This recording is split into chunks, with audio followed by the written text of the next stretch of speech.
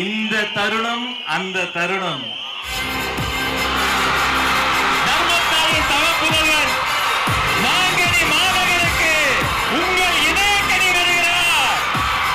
கோட்டை மாரியம்மன் ஆட்சியோடு கோட்டையாக்கி வருகிறார். வெற்றி தலைவர் வருகிறார். தங்கள் தளபதி வருகிறார்.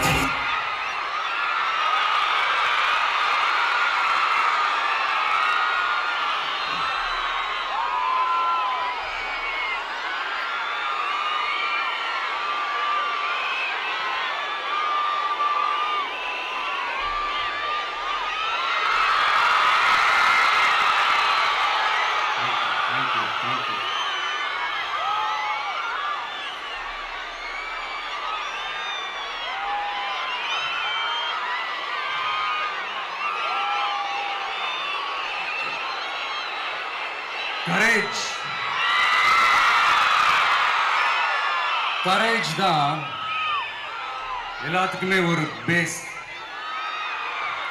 கரேஜ் தான் எல்லாத்துக்குமே ஒரு பவர். அப்படிப்பட்ட அந்த பவர் எதிலிருந்து ஆரம்பிக்கிறது தெரியுமா? நம்மள அண்டர் எஸ்டிமேட் பண்ற நேரத்துல, நம்மள ஒரு ஏளனமா பார்க்கிற நேரத்துல நம்ம யாருன்னு ப்ரூவ் பண்ணி காட்டணும்னு ஒண்ணு தோணும்.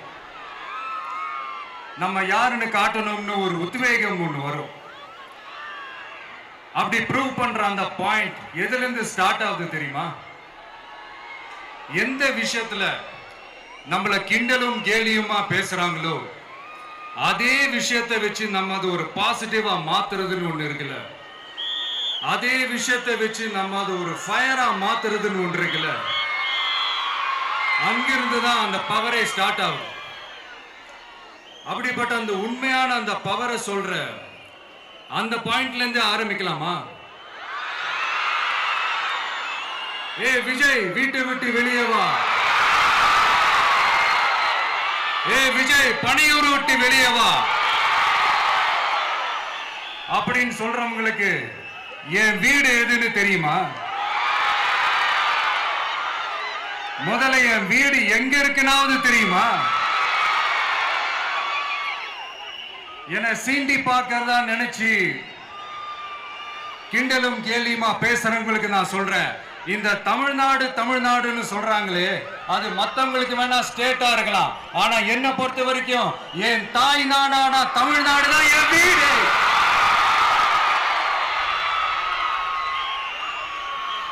என் வீட்டுல மொத்தம் எத்தனை பேர் இருக்காங்க தெரியுமா? 8 கோடி பேர் இருக்காங்க. ஒட்டுமொத்த தமிழ்நாட்டு மக்களும் என் வீட்டு மக்கள், என் குடும்பம், என் உறவு, என் சொந்தம். எனக்கு எல்லாமும் கொடுத்த இந்த 8 கோடி சொந்தங்களுக்கு இனிமே எல்லாமுமா கூட நிக்க போறது இந்த விஜய் மட்டும்தான். தமிழ்நாட்டோட முதல் படை வீரனா, தமிழ்நாட்டோட முதல் பாதுகாவலனா அவங்க கூடவே நிக்கணும்ன்றதுதான் என்னுடைய குறிக்கோள். இன்னைக்கு இந்த விஜய், உங்க விஜய் உங்ககிட்ட ஓட்டு கேட்டு மட்டுமே வரல, உங்ககிட்ட நீதி கேட்டும் வந்திருக்கிற. ஆக்சுவலா உங்களுக்காக நீதி கேட்கறதுக்காக தான் நான் அரசியலுக்கே வந்தேன். ஆனா இன்னைக்கு நான் உங்ககிட்ட நீதி கேட்கறதுக்காக வந்திருக்கிறேன். இந்த விஜய் என்னங்க தப்பு பண்ணா? தன்னை நேசிச்ச தன்னுடைய மக்களுக்காக அரசியலுக்கு வந்தா அது ஒரு தப்பா?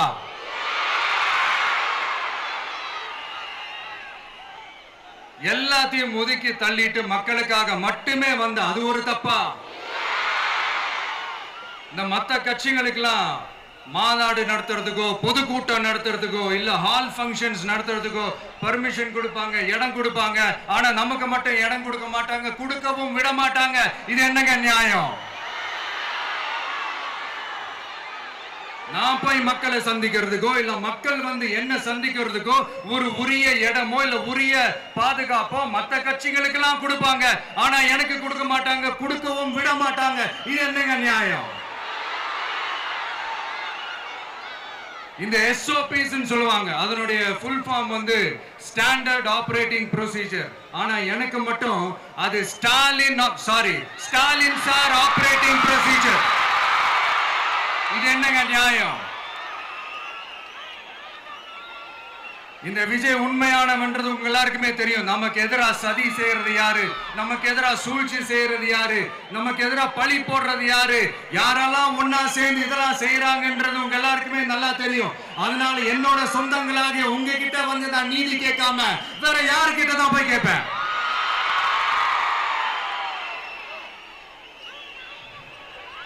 செல்ஃபே எடுக்காத ஒரு கூட்டணி கணக்கு, செல்ஃபே எடுக்காத ஒரு அறத பழைய அரித்மேட்டிக் கணக்கு, இதெல்லாம் வேலைக்கே ஆகாது. ஆணித்தரமா அடிச்சு சொல்றேன். அப்புறம் இந்த காசு கொடுத்து ஓட்டு வாங்கிடலாம்னு கனவு காண்றாங்கல்ல, அதுவும் இந்த விஜய் வந்ததுக்கு அப்புறம் நடக்கவே நடக்காது. வண்டி வண்டியா கொண்டாந்து குட்டுவாங்க. 1000, 2000, 3000, 4000, 5000 சாமி மேல சத்தியெல்லாம் வாங்குவாங்க. அப்படிதான் இத்தனை வருஷமா உங்களை ஏமாத்தி இருக்கிறாங்க. வாங்கிக்கங்க, சந்தோஷமா வாங்கிக்கங்க. எல்லாம் உங்க பணம் தான். வாங்கிக்கிட்டு அவங்க காதிலே விசில ஊதி அனுப்புங்க. எப்படி? அவங்க செவிலே விசில ஊதி அனுப்புங்க.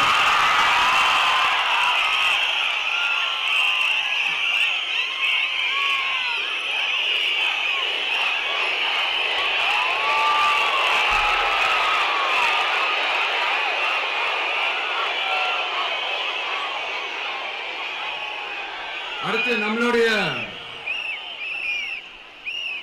ஜென்சி அடுத்த இளம் தலைமுறையினருக்கும் ஒண்ணு நான் சொல்லணும்னு நினைக்கிறேன். இந்த பணத்தை கொடுத்து ஏமாத்தி ஓட்டு வாங்குற அந்த கலாச்சாரம் ஒழியணும்.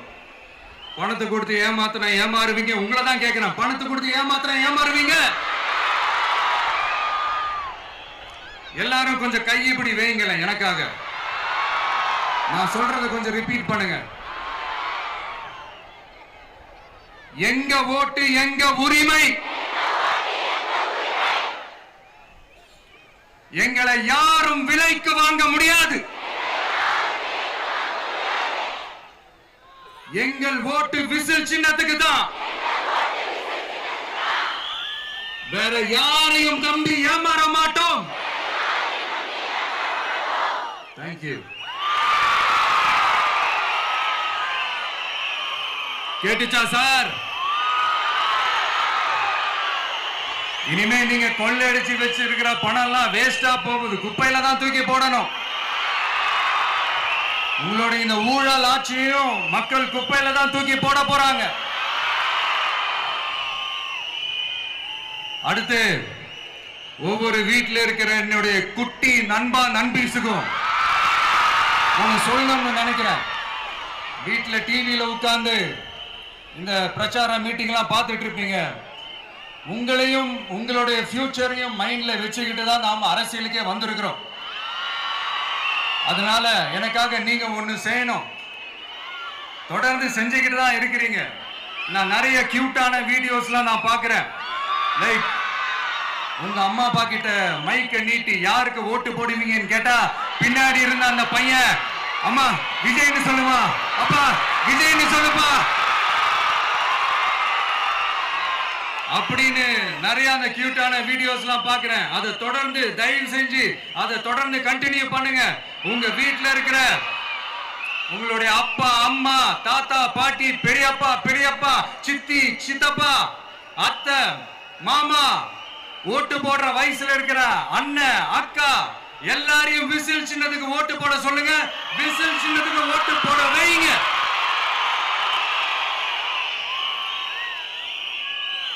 இந்த தேர்தல் நெருங்கிற இந்த நேரத்தில் பொலிட்டிக்கலா ஸ்பீக்கிங் டு த பாயிண்ட் ஒரே ஒரு விஷயம் நான் சொல்லணும். நாங்க அரசியலுக்கு வந்தது எந்த கட்சியும் ஒழிக்கிறதுக்கோ அழிக்கிறதுக்காகலாம் நாம் அரசியலுக்கு வரல. யார் மேலேயும் தனிப்பட்ட ஒரு வன்மமோ இல்ல தனிப்பட்ட கோபமோ அப்படிலாம் யார் மேலேயும் கிடையாது. இந்த மத்தவங்க மாதிரி இந்த வெறுப்பு அரசியல் பண்றதுக்காகலாம் நாம அரசியலுக்கு வரல. அரசியல் ரீதியா நம்மளுடைய எதிரிகள் யாருன்னு டிக்ளேர் பண்ணிட்டு தேர்தலில் நின்று ஜெயிச்சு மக்களுக்காக எங்களுடைய நன்றி கடனை செலுத்துறதுக்காக தான் நாம அரசியலுக்கே வந்திருக்கோம். Just want to make this clear. அவங்களை கேள்வி கேட்கறதுக்கு முன்னாடி அவங்களுடைய இயலாமையை மறைக்கிறதுக்காக இந்த ஏ டீம் பி டீம் இதெல்லாம் கூட சேர்த்துக்கிட்டு ஒரே விஷயத்த சொல்லி அழுவுறாங்கல்ல. என்னன்னு சொல்லி அழுவுறாங்க? அனுபவம் இல்லாதவங்களால எப்படி ஆட்சி அதிகாரத்தை செய்ய முடியும் அப்படின்னு ஒரே விஷயத்த சொல்லி அழுவுறாங்கல்ல. அந்த அழுகைக்கு நாம ஒரு பதிலடி கொடுக்கணும்ல. மக்களே, நான் உங்களையே கேட்கிறேன், தெரியாம தான் கேட்கிறேன். இந்த அனுபவம் அனுபவம் அனுபவம்னு சொல்றாங்களே, அதிகாரத்தை வச்சு மக்கள் பணத்தை கொள்ளையடிச்சதை தாண்டி வேற ஏதாவது கொம்பு முளைச்ச பெரிய அனுபவம் இவங்களுக்கு இருக்குதா?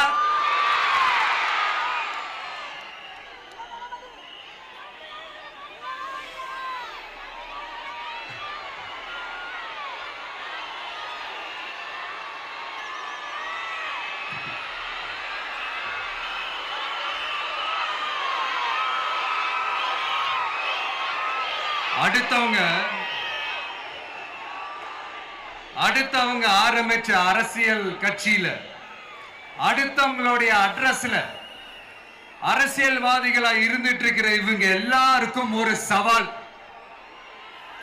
என்ன மாதிரி தனியா என்ன மாதிரி சொந்தமா ஒரு கட்சி ஆரம்பிச்சு 1% அட்லீஸ்ட் 1% வாக்கு வாங்கி காட்டுற அந்த தில் இருக்குதா, திராணி இருக்குதா?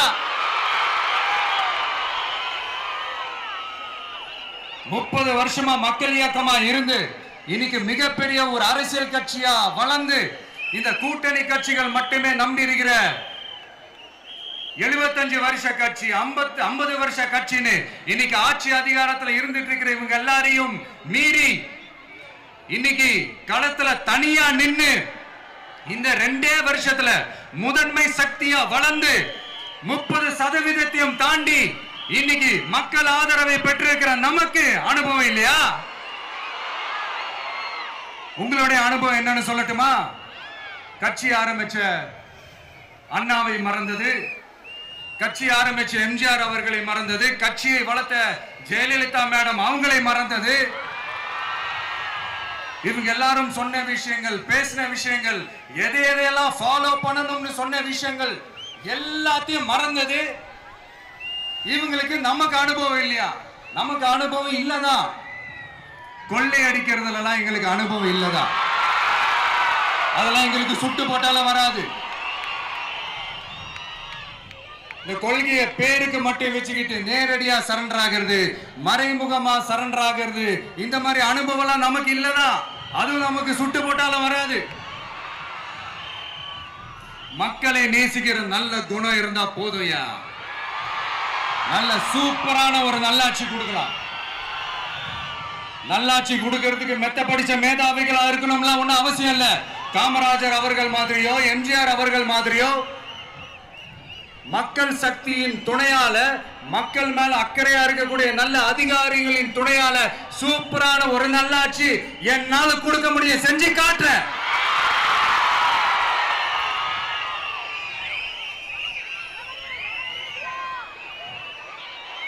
4.5 வருஷம் ஆச்சு, 4.25 வருஷத்துக்கு மேல ஆகுது. இப்போ ஒவ்வொரு வீட்டு கதவையா தட்டி உங்கள் கனவுகளை சொல்லுங்கள், உங்கள் கனவுகளை சொல்லுங்கள், நாங்கள் அதை நிறைவேற்றி காட்டுறோம். இல்ல, ஸ்டாலின் சாருக்கு மக்கள் சார்பா ஒரு கேள்வி. மக்களுடைய கனவு என்னன்னு உங்களுக்கு தெரியுமா சார்? அது சரி, அவங்க என்ன நினைக்கிறாங்கன்னு உங்களுக்கு தெரியாது, அதுக்கப்புறம் எப்படி அவங்க கனவுகளை பத்தி உங்களுக்கு தெரியும். மக்களோட கனவு என்னன்னு நான் சொல்லட்டுமா சார்? 2019, 2021, 2024 இந்த 3 தேர்தலையும் மக்கள் உங்களுக்கு வாக்களிச்சதுக்கு காரணம் நீங்க மக்களுக்கு ஏதாவது நல்லது செய்வீங்கன்னு நம்பிதான். ஆனா நீங்க மக்களுக்கு கொடுத்த பரிசு மக்களுக்கு பாதுகாப்பே இல்லாத மக்கள் விரோத ஆட்சி. அந்த மக்கள் விரோத ஆட்சியை அகற்றிட்டு அந்த இடத்தில் தமிழக வெற்றி கழகத்தை ஆட்சி பீடத்தில் அமைக்கணும் அப்படின்றதுதான் மக்களுடைய ஒரே கனவு. இந்த மக்கள் விரோத திமுக அரசை நிலைக்க கூடாது அப்படின்றதுதான் மக்களுடைய ஒரே கனவு. 100% தூய சக்தி டிவிக்கு ஆட்சி அமைக்கும். அதுல உங்களுடைய கனவுகள், உங்களுடைய ட்ரீம்ஸ் எல்லாமே ஃபுல்ஃபில் ஆகும், நிஜமாகும்.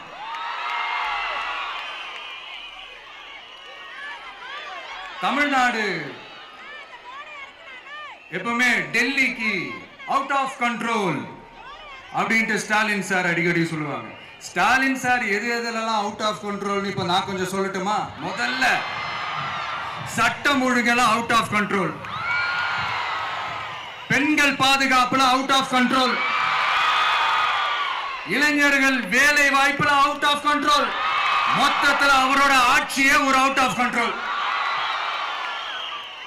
இந்த வருஷம் பிகினிங்ல சட்டசபையில பேசும்போது சொல்றாங்க, மக்கள் எல்லாரும் ரொம்ப மகிழ்ச்சியா இருக்கிறாங்க, அதனால நானும் ரொம்ப மகிழ்ச்சியா இருக்கிறேன் அப்படின்னு. மக்கள் சந்தோஷமா இருக்கிறத பார்க்கறது கூட ஒரு சந்தோஷம் தான் சார், அது யாரும் இல்லைன்னு சொல்லல. அப்படி உண்மையிலேயே மக்கள் உண்மையிலேயே சந்தோஷமா இருக்கிறாங்க அப்படின்னா ஏன் சார் விவசாயிகள் போராட்டம் நடக்குது? ஏன் சார் மீனவர்கள் போராட்டம் நடக்குது? ஏன் தொழிலாளர்கள் போராட்டம் நடக்குது? தூய்மை பணியாளர்கள் போராட்டம் ஏன் நடக்குது? அங்கன்வாடி ஊழியர்கள் போராட்டம், செவிலியர்கள் போராட்டம், மருத்துவர்கள் போராட்டம், மாற்றுத்திறனாளிகள் போராட்டம், அரசு ஊழியர்கள் போராட்டம், ஆசிரியர்கள் போராட்டம், இடைநிலை ஆசிரியர்கள் போராட்டம், பகுதி நேர ஆசிரியர்கள் போராட்டம். இதெல்லாம் உங்க ஆட்சியில மக்கள் மகிழ்ச்சியா இருக்காங்கன்றதுக்காக நடக்கிற போராட்டமா சார்? எனக்கு தெரிஞ்சு மக்கள் சந்தோஷமா இருக்கிறாங்கன்னா பொங்கல் வச்சு கொண்டாடுவாங்கன்னு கேள்விப்பட்டிருக்கிறேன். உங்க ஆட்சியில தான் போராட்டம் நடத்தி அவங்களுடைய மகிழ்ச்சியை வெளிப்படுத்துறாங்கன்னு நினைக்கிறேன். இன்னும் தீரவே தீராத பிரச்சனைகள்னா இருக்கிற இடம் பிரச்சனை, பார்க்கிற வேலை பிரச்சனை, பண்ற தொழில் பிரச்சனை, விலைவாசி பிரச்சனை, தண்ணி பிரச்சனை, பஸ் வசதி இல்லைன்ற பிரச்சனை, ரோடு சரி இல்லைன்ற பிரச்சனை, ஆஸ்பத்திரி சரியா இல்லைன்ற பிரச்சனை. இப்படி எல்லாம் ஒரு அடிப்படை விஷயங்களே பிரச்சனையா இருந்தா அப்போ ஆளுங்கட்சின்னு ஒண்ணு எதுக்குதான் இருக்கிறாங்க அப்படின்னு தானே மனசுல தோணும் மக்களுக்கு. ஆட்சிக்கு வர்றதுக்கு முன்னாடி தான் பொய்யா அடிச்சு விட்டீங்க, இப்ப ஆட்சியை விட்டு போகும்போது கூட பொய்யா பேசுறீங்களே சார், என்ன சார் இது? மாத்தி மாத்தி பேசுறதுல நீங்க வேற லெவல் தான் சார். ஆட்சிக்கு வந்த அடுத்த வருஷமே 2022ல 70% வாக்குறுதிகளை நிறைவேற்றிட்டோம்னு சொன்னாங்க. அப்புறம் போன வருஷம் 90% வாக்குறுதிகளை நிறைவேற்றிட்டோம்னு சொன்னாங்க. அப்புறம் இந்த வருஷம் 505 வாக்குறுதிகளை 404 வாக்குறுதிகளை நிறைவேற்றிட்டோம், கிட்டத்தட்ட ஒரு 80% வாக்குறுதிகளை நிறைவேற்றிட்டோம்னு சொன்னாங்க. முதல்ல 70, அப்புறம் 90, அப்புறம் 80. இன்னும் தேர்தல் நெருங்க அது 60, 50, 40, 30, 20ல போய் நிற்கும்னு நினைக்கிறேன். அதையும் அவரே அறிவிப்பாரோ என்னமோ எனக்கு தெரியல. முதல்வர் ஸ்டைல்லையே சொல்லணும்னா, பொய்யிலேயே பிறந்து பொய்யிலேயே வளர்ந்த புலவர் பெருமானே, கொஞ்சம் அத திருத்தி சொல்றேன், புலுகர் பெருமானே. அது இன்னும் பொருத்தமா இருக்கும். அவருடைய அண்ட புழுகு, ஆகாச புழுகு என்ன தெரியுமா? பெண்களுக்கு பாதுகாப்பு தமிழ்நாட்டில் எங்க போனாலும் கொட்டி கிடக்குதான். அப்படி அது உண்மைனா அண்ணா யூனிவர்சிட்டி அந்த பொண்ணுக்கு ஏன் சார் அப்படி ஒரு கொடுமை நடந்துச்சு? கோவை கல்லூரி பெண்ணுக்கு ஏன் சார் அப்படி ஒரு கொடுமை நடந்துச்சு? பெண் குழந்தைகள் பாதிக்கப்படுறதா கிட்டத்தட்ட 1000க்கும் மேலான போக்சோ கேசுகள் ஏன் சார் பதிவானுச்சு? போதைப் பொருள் கலாச்சாரம் கண்ட்ரோலே இல்லாம அது பாட்டுக்கு தாறுமாற எங்கேயோ போய்கிட்டு இருக்கு. வயலன்ஸ் எல்லாம் தலைவிரிச்சு ஆடுது. அதுக்கு ஒரு ரீசெண்ட் எக்ஸாம்பிள், அந்த ரயில்வே ஸ்டேஷன்ல அந்த சிறுவர்கள் எல்லாரும் சேர்ந்து செஞ்ச அந்த சம்பவம். சட்டம் ஒழுங்கு சரியா இருந்தா ஏன் சார் இப்படி எல்லாம் நடக்குது? சட்டம் ஒழுங்கு சரியா இருக்கணும்னா முதல்ல தமிழ்நாட்டுக்கு ஒரு டிஜிபி வேணும் சார். எங்க சார் போனார் அவரு? எங்க அவரு? சும்மா இந்த ஆக்டிங் ஆபீசரை வச்சுக்கிட்டு அரசாங்கத்தை நடத்துனீங்கன்னா இப்படிதான் சட்டம் ஒழுங்கு சந்தி சிரிக்கும். முதல்ல தமிழ்நாட்டுக்கு ஒரு டிஜிபியை போடுங்க சார். அதுக்கப்புறமாச்சும் சட்டம் ஒழுங்கு சரியாகுதான்னு பார்ப்போம். சரிப்பா, கேள்வியா கேட்கறிய, நீ வந்தா என்ன செய்வ அதானே கேட்கறீங்க. கரெக்ட், கேட்கணும். மக்களோட அடிப்படை தேவைகளை தீர்க்கிறது தான் நம்மளுடைய ஃபர்ஸ்ட் வேலையே. அதை தீர்க்கிறதுக்கான அந்த தேடி போறது, அதோட சொல்யூஷனை தேடி போறது தான் நம்மளுடைய ஃபர்ஸ்ட் அஜெண்டாவே. கொஞ்சம் வெயிட் பண்ணுங்க, தேர்தல் அறிக்கை ரெடி ஆயிட்டு இருக்கு. தெளிவான ஒரு தேர்தல் அறிக்கையாவது வரும். என்ன நம்புற உங்களை நான் டிசப்பாயிண்ட் பண்ணவே மாட்டேன்.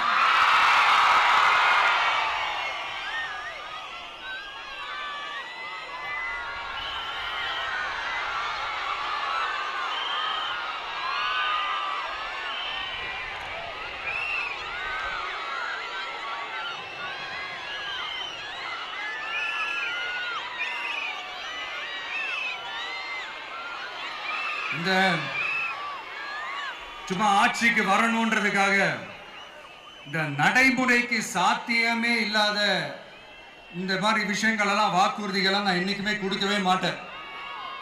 அதே மாதிரி ஆட்சிக்கு வந்ததுக்கு அப்புறம் கூட அவங்க அது தரல, இவங்க இது தரல அப்படின்லாம் பம்மிக்கிட்டு இல்லாம உங்களுக்காக எந்த எக்ஸ்ட்ரீமுக்கும் போய் நான் போராடவும் தயாரா இருக்கிறேன். அதனால நான் மறுபடியும் இதை நான் ரிப்பீட் பண்றேன். இவ்வளவு நாள் இதை நான் மட்டும் தான் சொல்லிக்கிட்டு இருந்தேன். இப்ப களமே சொல்லுது, ரெண்டே ரெண்டு பேருக்கு நடுவுல தான் போட்டியே.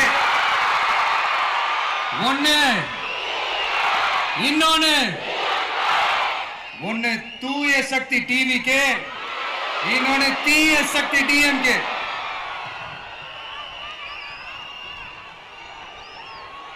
இப்ப நம்ம இந்த எலெக்ஷன் விஷயத்துக்கு வருவோம்.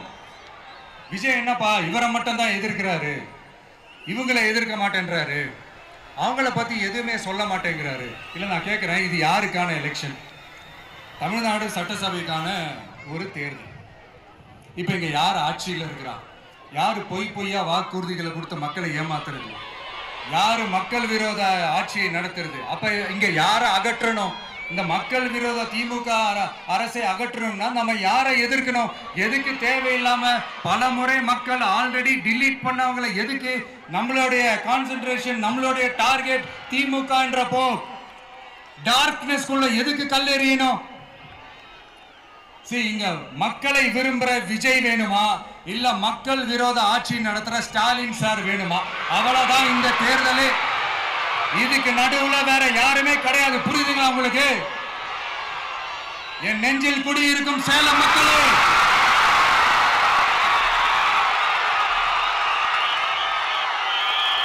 One last simple question.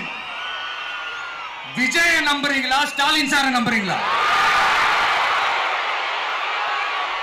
அவ்வளவுதான், முடிஞ்சு போச்சு. கதம் கதம். போர் முழக்கம் உங்களை ஒரு நிமிஷம் கூட தூங்க விடாது. இந்த போன லாஸ்ட் வீக் இந்த டிஎன்பிஎஸ்சி இந்த எக்ஸாம்ஸ், இந்த குரூப் 2 எக்ஸாம்ஸ் அதை அனௌன்ஸ் பண்ணிட்டு உடனே அதை கேன்சல் பண்ணிட்டாங்க. இது உலகத்துக்கு எல்லாருக்கும் தெரியும். கேன்சல் பண்ணிட்டு ரொம்ப சிம்பிளா டெக்னாலஜி இதோ சம் ஃபால்ட், டெக்னிக்கல் ஃபால்ட் அப்படின்னு சொல்லி அதை கடந்து போயிட்டாங்க.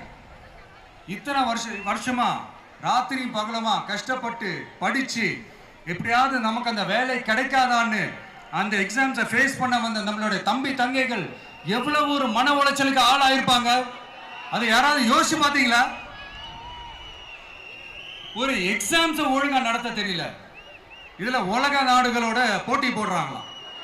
நம்மளுடைய தம்பி தங்கைகள் நம்ம அம்மா அப்பா கிட்ட சொல்லுங்க, யாரும் தைரியம், எல்லாரும் தைரியமா இருங்க. வரப்போறது உங்க ஆட்சி, நம்ம ஆட்சி.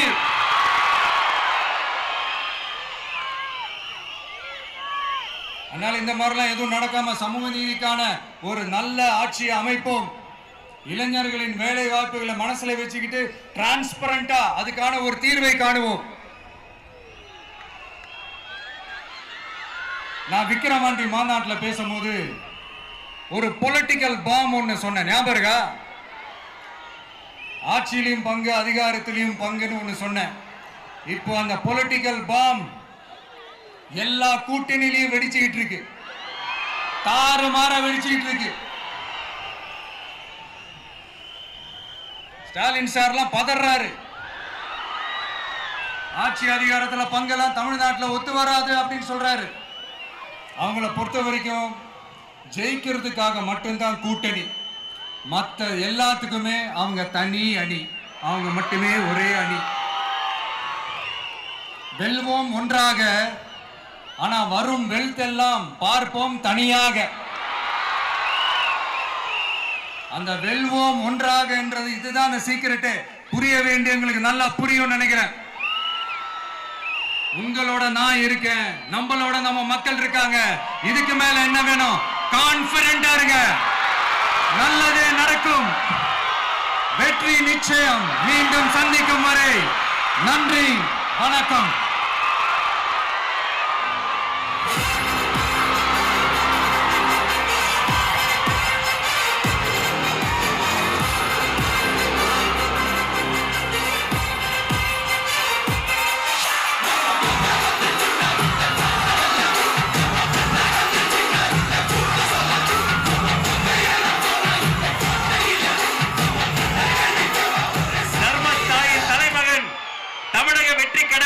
தலைவர் வெற்றி தலைவர் அவர்களுக்கு சேலம் கழக மாவட்ட செயலாளர்கள் உங்கள் சார்பில் நிறைவு பரிசு வழங்க மேடைக்கு வருகிறார்கள்.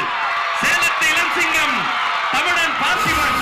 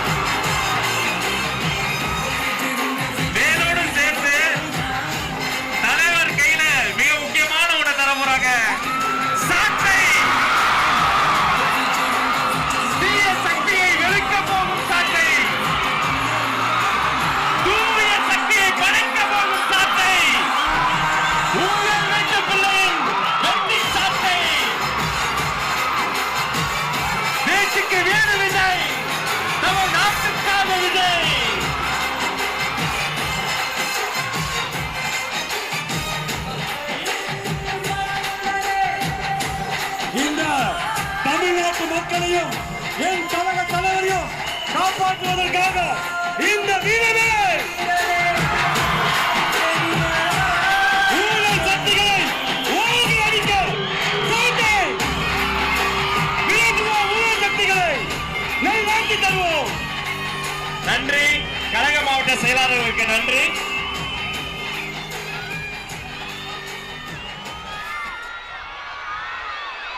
மாவட்ட செயலாளர்களுக்கு நன்றி. தமிழக வெற்றி கழகத்தின் கொள்கை பொதுச் செயலாளர் டாக்டர் KG அருண்ராஜ் IRS அவர்கள் மாங்கனி மாநகரில் வெற்றி செங்கோலை பரிசாக தருகிறார்.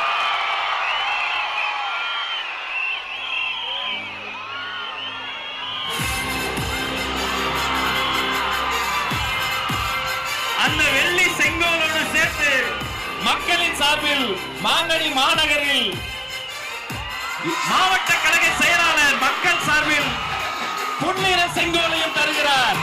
இரட்டை செங்கோல், இரட்டை போர் யானை போல் இரட்டை செங்கோல்.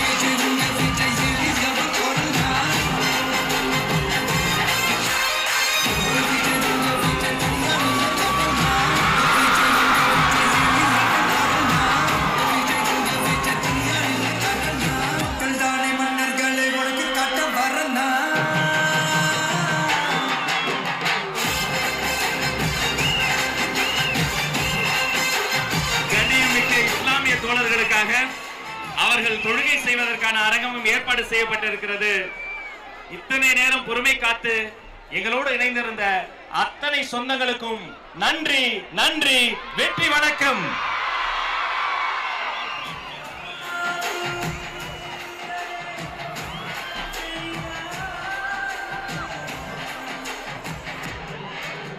உங்க விஜய் நான் வரேன்.